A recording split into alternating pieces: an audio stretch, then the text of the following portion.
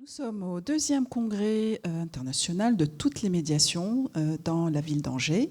Aujourd'hui, nous avons le grand plaisir d'accueillir avec nous sur ce plateau Johannes Sill.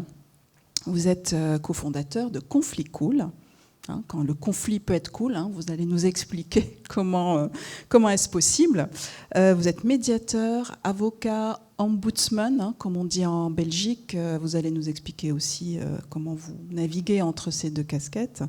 Et membre de la commission de médiation et de la commission informatique de l'Ordre des barreaux francophones et germanophones. Bienvenue à Angers. Est-ce que vous pouvez nous expliquer un petit peu comment on passe de ombudsman à médiateur, avocat, plusieurs casquettes que vous avez? C'est une bonne question. Il est assez difficile de gérer ces différentes casquettes, mais j'ai commencé mon parcours classiquement en tant qu'avocat et alors au fur et à mesure, je me suis sensibilisé au mode alternatif et alors j'ai commencé à m'impliquer dans cette association Conflit Cool, donc association sans but lucratif. Et là, ce qu'on fait, on organise via notre plateforme digitale des permanences téléphoniques gratuites. Et là, j'essaye de guider et d'accompagner des citoyens. Et là, j'utilise bien évidemment ces différentes casquettes-là pour identifier la meilleure voie pour les différendaires pour résoudre leurs litiges. Donc vous évaluez, on va dire, quelque part, le conflit ou le litige, et après vous aidez les personnes à, ou soit vous les orientez vers la médiation, soit... C'est ça, c'est une sorte de filtrage. J'essaie surtout d'écouter et d'analyser rapidement, mais ce n'est pas des consultations juridiques. J'essaie juste de comprendre quelques facteurs. Par exemple, est-ce que les personnes ont droit probablement à l'aide juridictionnelle? Dans ce cas-là, je les envoie vers le bureau d'aide juridique. Donc je n'entre pas dans le vif du sujet. J'essaie surtout de rassurer le différendaire. Et une fois quand j'ai compris quelles sont les meilleures voies qui s'apprêtent à être utilisées, je les explique. Et si les parties décident de vouloir lancer une médiation, alors je les accompagne également à inviter l'autre partie à participer, parce que j'ai uniquement parlé à une personne et il faut encore convaincre l'autre. Et quelle est la différence pour vous entre un médiateur et un ombudsman?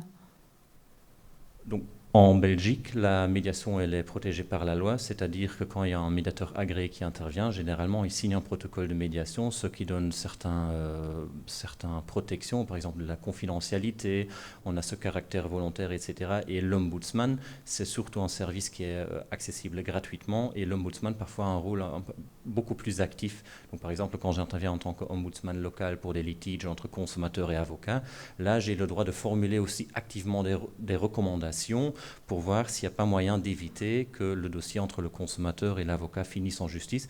Par contre, en tant que médiateur, je ne formule pas de recommandations. C'est un peu comme les conciliateurs ici?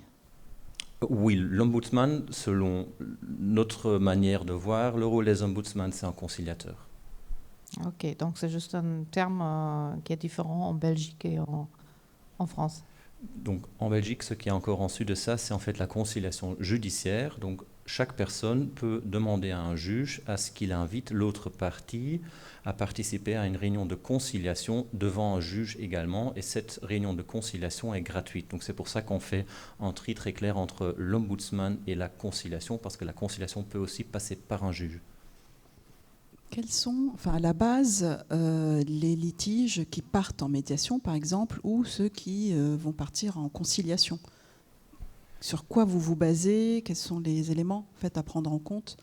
Donc, sur notre plateforme, nous voyons que la plupart des dossiers qui arrivent, où il y a vraiment une médiation qui est lancée, c'est en matière familiale. Et la plupart des dossiers qui sont envoyés vers la conciliation ou vers des services ombudsman, c'est des litiges en matière immobilière. En matière immobilière, les parties ont parfois très mal à réentrer en contact avec le voisin. Et à partir du moment où on commence à expliquer le processus de la médiation, les parties ne trouvent plus les bons arguments pour convaincre, par exemple, le voisin à participer à une discussion. Et là, si on a par exemple un service de médiation de quartier, donc beaucoup plus direct, beaucoup plus conciliateur, ce service qui est gratuit, là, c'est beaucoup plus accessible pour le citoyen. Comment vous conciliez justement, vous, toutes ces activités?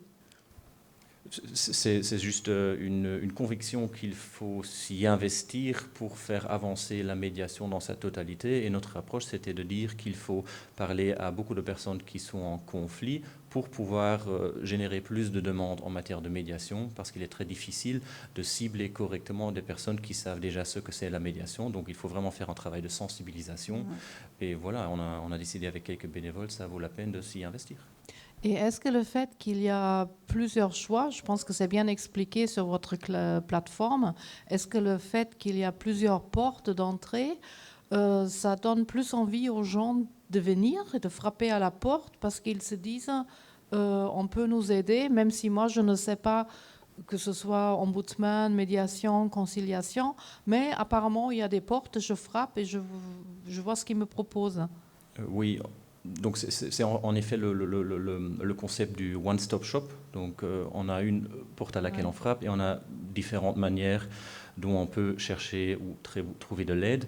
Mais ce qui est aussi très important, c'est de savoir que nous utilisons aussi de la technologie pour rassurer le différendaire tout au long du processus. Donc les personnes qui font face à un conflit, ils sont frustrés, ils sont stressés, ils sont submergés, ils ont besoin de solutions simples. Mais à côté de ce besoin des solutions simples, il y a le processus de médiation qui est a priori plutôt complexe à mettre en route. Donc au lieu de dire que je vais expliquer à tout le monde ce que c'est la médiation, non, je vais essayer d'entrer en contact rapidement avec le citoyen, donc de lancer un accompagnement humain. Et pour y arriver, j'utilise la technologie pour rassurer le différendaire à ce qu'il réalise que nous sommes une initiative sérieuse.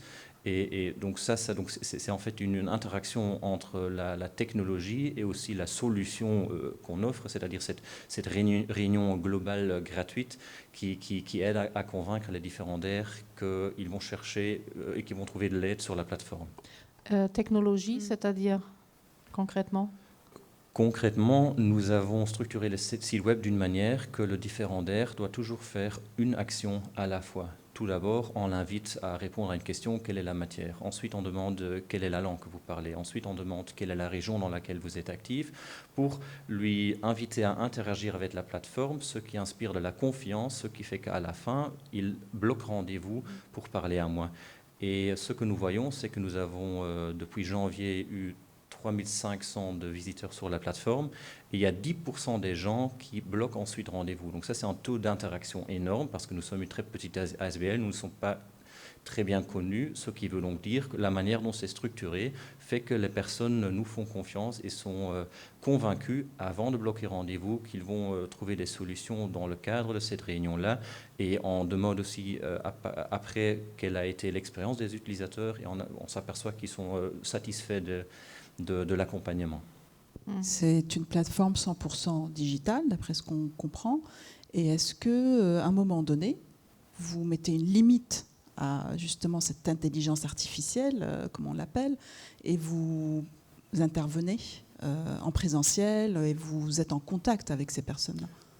Oui, c'est tout le concept. Donc le concept, c'est d'utiliser la technologie pour améliorer l'accompagnement humain. Donc je ne donne pas de conseils par de l'intelligence artificielle. J'utilise uniquement la structure de notre site web pour amener les personnes à bloquer rendez-vous personnel avec moi par téléphone. Voilà. Donc tout l'accompagnement du différendaire se fait en présentiel, par téléphone, ce qui fait que moi je peux me concentrer sur l'endroit où la vraie valeur est créée pour le différendaire. Donc la technologie en soi n'est pas un logiciel qui génère des solutions, des propositions, etc. C'est juste une manière pour nous d'inspirer de la confiance.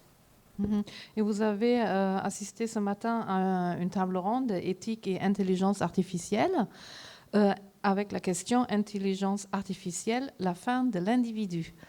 Alors, nous n'avons pas assisté à cette table ronde. Qu'est-ce qu'il en est sorti? Parce que la question, elle est quand même posée. Il y a de plus en plus d'intelligence artificielle partout. Et parfois, on a l'impression que finalement, dans quelques temps, l'être humain sera au service de l'intelligence artificielle. Quel était le résultat de cette table ronde ou les problèmes soulevés? C'était une discussion très intéressante. Il y avait des avis différents.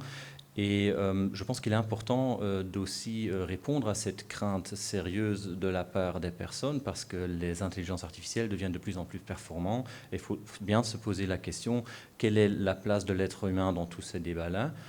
Ce que nous faisons chez nous, c'est en fait on fait un test d'utilité. On se demande, avant de décider d'utiliser un logiciel, quelle est l'utilité directe par après pour le citoyen et quel est le prix que le citoyen doit payer pour utiliser tel ou tel logiciel. Et uniquement si la balance des intérêts penche en faveur de l'utilité pour le différendaire, nous envisageons d'utiliser la technologie. Donc ce n'est pas comme s'il y a un robot derrière, non, c'est juste le contraire. C'est la technologie nous amène à entrer en contact personnel avec le différendaire. Et il y a différentes techniques aussi qui sont utilisées par d'autres pays. Est-ce que vous vous rejoignez là-dessus ou... Donc, ce qui a été beaucoup thématisé dans le cadre de la discussion, c'était par exemple les logiciels qui permettent à comprendre les émotions. Par exemple, il y a des logiciels qui analysent des textes, il y a des logiciels qui analysent la parole et qui génèrent ensuite donc un pourcentage pour 19 émotions. Donc on a l'agressivité, l'émotionnalité, la compétitivité des personnes. Et donc là, par exemple, ça, il y a des pays, en effet, où c'est beaucoup utilisé. Ça peut être aussi utilisé dans la médiation. Mais en ce qui nous concerne, on s'est dit que utiliser un tel tool, à part le fait qu'il faut bien évidemment obtenir le consentement du différendaire, pour nous, on n'est pas encore rassuré qu'il y a vraiment une efficacité de cette solution. Quand les personnes nous contactent, ils nous laissent un petit message sur la plateforme par écrit. Et quand je les contacte par téléphone, je m'aperçois généralement que c'est une personnalité tout à fait différente. Donc déjà, comparer l'écrit et le contact personnel, ça me montre, si je me base sur une projection de la personnalité de la personne via l'intelligence artificielle, je risque de ne pas vraiment écouter et de ne pas vraiment voir quelle est cette personne. Également, ce que nous voyons dans le cadre de les réunions par téléphone, que les personnes changent aussi d'état d'esprit pendant la réunion. Là aussi, je pourrais bien avoir un tool derrière qui m'aide à mieux comprendre, mais je dois aussi un peu faire confiance dans ma propre intuition et j'ai peur que ça va commencer à me distraire. Donc vous préférez vous fier à votre intuition qui va vous permettre en fait d'accompagner les personnes et c'est une bonne chose. Merci beaucoup pour votre participation et nous vous souhaitons un bon congrès. Merci à vous. Merci beaucoup, monsieur. Merci.